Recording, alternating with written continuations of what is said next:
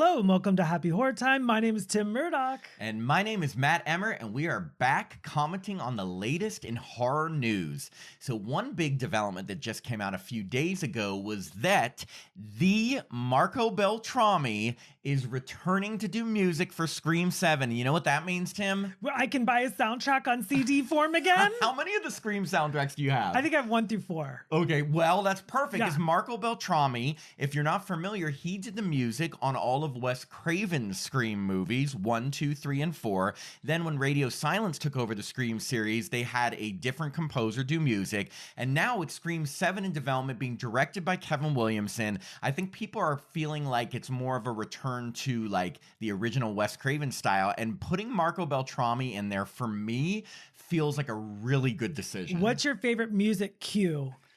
Oh God, Dewey's theme in part 2, Sydney's Lament. That was actually the score to Broken Arrow with John Travolta, Christian Slater, and Samantha Mathis. I know. No, I actually love the Sydney's Lament theme. But what I love about this decision is that because this movie is returning to Neve Campbell being the main star, it feels like we should get the normal, like, Sydney music and the music that, I don't know, we're familiar with from Wes Craven's movies. My favorite music cue, because I know you wanted to ask. I did want to know. Go. When Sydney says, Neve Campbell says, she goes, a really good porno. And then the music switches. It goes, like, and it just ends. Yeah. No, but the thing is that, look, no disrespect to whoever did the score for Scream 5 and Scream 6, but it did take it away from the Scream music we know, and that is the Marco Beltrami, like, sound of Screams 1 through 4. So when we found out that Kevin Williamson was directing, that Neve Campbell was going to be the lead again,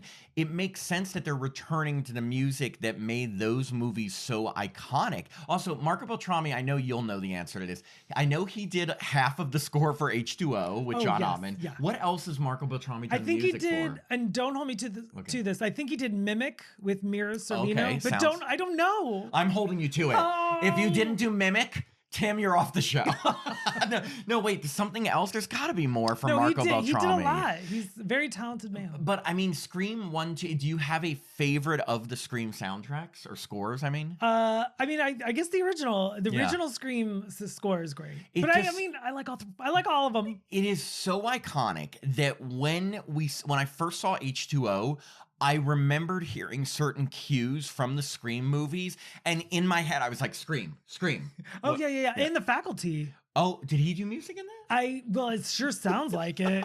Well, we'll just pretend that he did. I think he did do The Faculty as well. Okay, well, Marco Beltrami, again, whether he's just Mr. Scream music, very happy that he is returning to score Scream 7. It'd be like if there was suddenly a Jaws 5 and John Williams, we couldn't have a score. Well, or if they did 2 Jaws movies without John Williams, then they did one and he was coming back. It'd be like, yay, he's back. You like that, Tim? Yay! Yay, Jaws! Anyway, okay. Well, now, not to put a damper in the mood, but one piece of news that happened over the last few days was the final girl from Friday the 13th, Part 7, The New Blood, Lar Park Lincoln, passed away. And, you know, I've got to say, we both were very shocked, saddened, depressed. Lar was on our show back in 2022. Yeah, 2022. And I remember when we were connected to her being so excited because, you know, Part 7, we've talked about this, is one of my favorite sequels. I love her as that Carrie telekinetic person because she really put up a fight with Jason. And also, as a soap fan, I loved her on Knots Landing, and she also did an episode of 90210. So I've loved her career. I've always been excited about watching all her films. Yeah, and in Part 7, she's just so tough, and I love the showdown between her and Kane Hodder in that movie. I knew she had been battling cancer. We didn't know specifics of her recent health, but when I saw the announcement on her Facebook business page, because now she's an acting coach, I do remember that from my interview with her. She opened a acting school in Texas. Somewhere, I think. Yeah. But she was always very supportive of us, the podcast. Even most recently, back in December, she had messaged us asking if we would put on our Instagram story something about an appearance she was making for December 13th, which was a Friday the 13th. And I said, sure, of course, you know.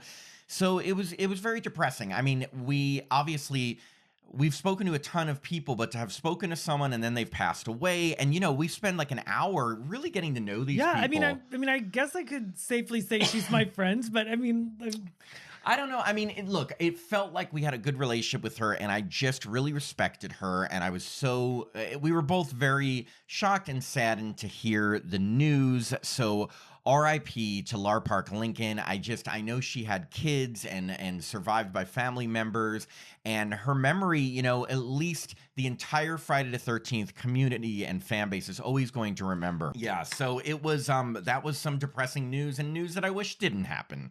So, but moving now into another piece of news, we also found out in the last week that Sony is currently developing an urban legend reboot. And it is so funny because if you are a Happy Horror Time patron, and that is where we release our bonus episodes, we just did a recap, a review of Urban Legends Final Cut, like right before we found out that they're doing a reboot. And we also got to interview the director, John Ottman. So yeah, you can go back and listen. Yeah, exactly. So, now apparently it is being directed by Gary Dauberman, who he just wrote the movie Until Dawn, which is out right now, and he also directed, I think it was one of the Annabelle movies, and I can't remember what else he had directed, but he is definitely a name in horror, and he is taking over, and apparently one of the original producers of the original Urban Legend, Neil Moritz,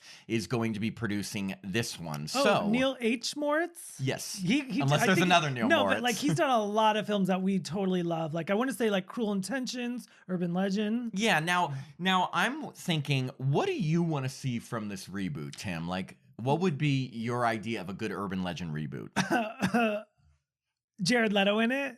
Yeah. Okay. Now things that have even a 0.1% chance of happening. The Long Legs, Alicia Witt was in Long Legs, so maybe she'll come back because now that she's doing little horror movies again, so maybe that's a possibility. And of course, Rebecca Gayheart. That's the thing. I just want a glimpse of these people. I don't want a glimpse. I want them to be the main characters. Like I want Alicia Witt and Rebecca Gayheart to be main characters in a reboot. Now I know what the usual thing to do in a reboot is. You bring back the legacy characters. They either have a cameo or a supporting role. But I'm hoping Scream 7 will start a new trend with making the original star the star again. Who knows? What was the name of the security guard? Reese. Yes, I want Reese. We need Reese. Loretta Devine.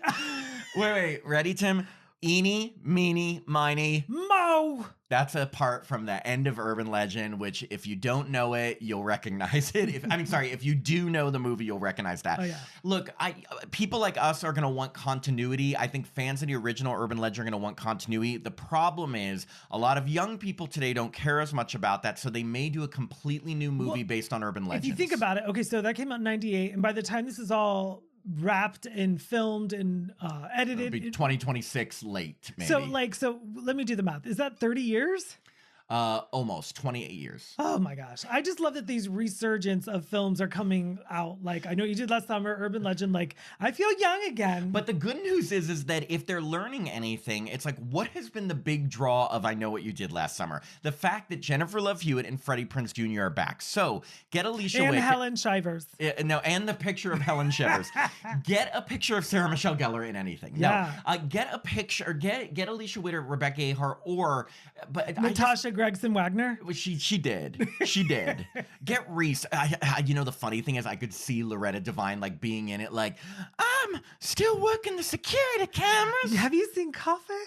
Oh, yeah, but what I also want to see from it, characters aside, is I want to see some good known urban legends, maybe some more recent ones. Like, are there any urban legends based on social media? Because I feel like it's going to really tackle that. I think that's, if it's all based on social media, that would be interesting. But like, I can't think of an urban legend that's been told. Okay, here's one. Okay. You post too much on TikTok, someone appears. No. Okay, so you post a picture right before you go to bed, and when you look at the picture the next day, it's gone. No. Right, it says that this has been deleted by because because you did something wrong. Showed your butt. Yeah. Yes, exactly. That's Tim's life story. No, Tim never. shows all the time. No, Never. I don't know. I think it's in capable hands with Gary Dauberman because he's in the horror I genre. thought you were going to say Gary Busey. I'm With sorry. Gary, I think Gary Busey will do a great job. I want some continuity. The best would be if they had a mention of Jared Leto, but it was like a sting, slight, like a slight at him, like his character went away and like it's too good for them. Maybe he'll come around and he'll be like, sure, I'll do it. Yeah, right. Well, he just played in what was that big movie he did where he's like a superhero? Morpheus. Yeah. Morbius.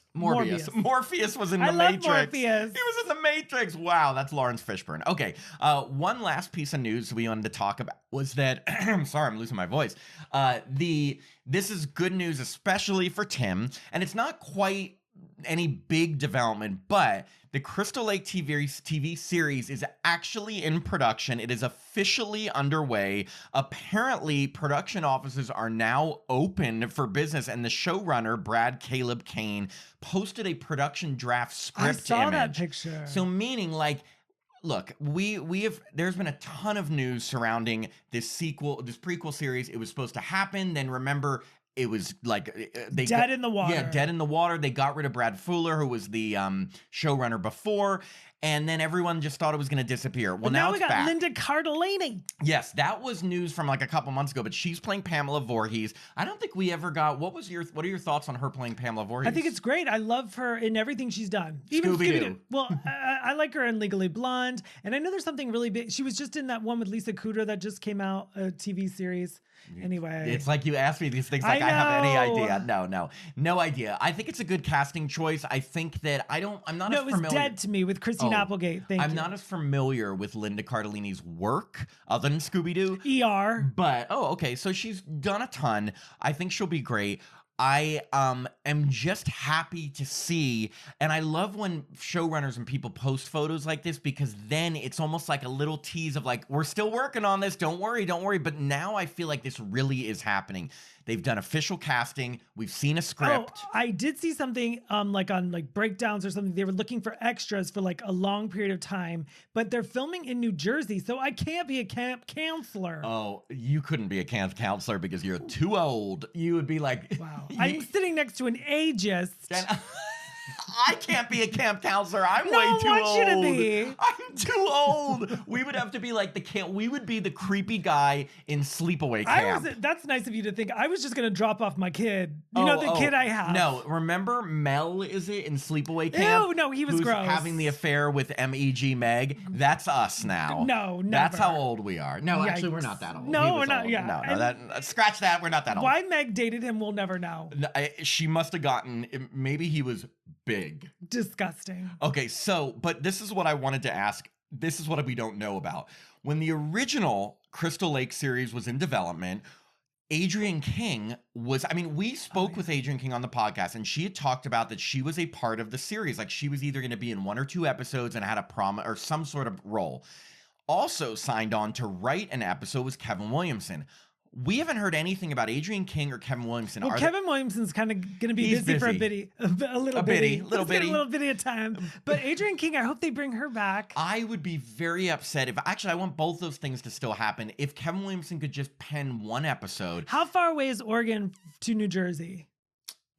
Across the country. Okay, well then it might be hard for her to be in it. Oh, no. Oh, so they're only filming in New Jersey? I mean, I'm assuming if they set up there, they're not going to. I don't know. She could travel. Come on. It's not like she can't get on a plane. She's busy. She's busy there. I think it would be a real shame to not have Adrienne King involved again, especially when so much of the news when it first was announced was around Adrienne King returning. I think fans would be upset. So the new showrunner, I hope he brings her back. I wouldn't even mind Lauren Marie Taylor from Part 2. Like, I love all these ladies. I mean, I know that Lauren Marie Taylor gets killed, but I mean, like, I think so does Adrienne King in Part 2. 40 years has gone by. I feel like these actresses can be.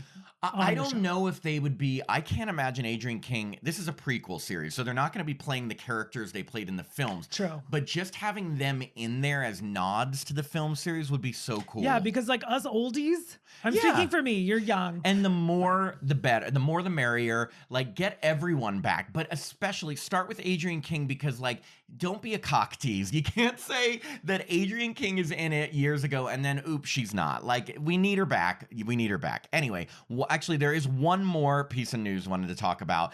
Just a small piece of news. There was an article that came out that from Final Destination, the new director, who said that it's basically this new film, Final Destination Bloodlines, is going to throw fans for a loop, and it's going to basically be a different sort of premonition. The quote is that the first premonition takes place in the past, and then there's a lot of deaths during the premonition, but then the person who wakes up isn't even part of the premonition, it's part of their family. So again, they're truly getting like a whole Bloodlines aspect, and it's going to be like a break from the normal formula. What are your thoughts on that? I'm totally okay with that. I feel like when you get to part 6, you can do new things. I mean, look at Jason Lives. Everything comes back to Friday 13th. Everything goes back to Fridays. No, I agree. I think, though, there are some core elements of the Final Destination series that I think they're keeping intact by the trailer that you don't want to move away from. Like, you need a premonition and a big disaster, because when I remember Final Destination movies, it's from that opening disaster. So as long as they're not moving away from that, and I don't think they are. I feel like this film has a much bigger budget, and they're really promoting the heck out of it, at least here in Hollywood. I feel like this will have like Jurassic Park numbers. I don't know about that. I do. But the trailer for Final Destination Bloodlines was like broke records and was like the second most watched horror trailer ever, I think. Something like that. What was number 1?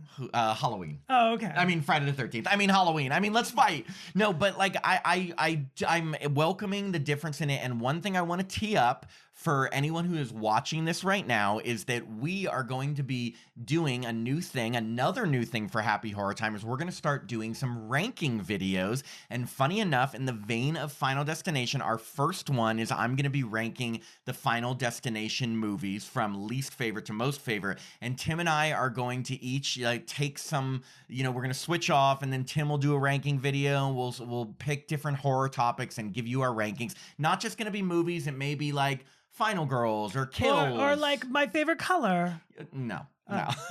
Or like favorite, deaths in a series or something. But we're going to start doing these. So look out for our Final Destination ranking video, which will be coming later this week. And that is our Happy Horror Time reacting to the horror news segment. Yeah. Okay, bye.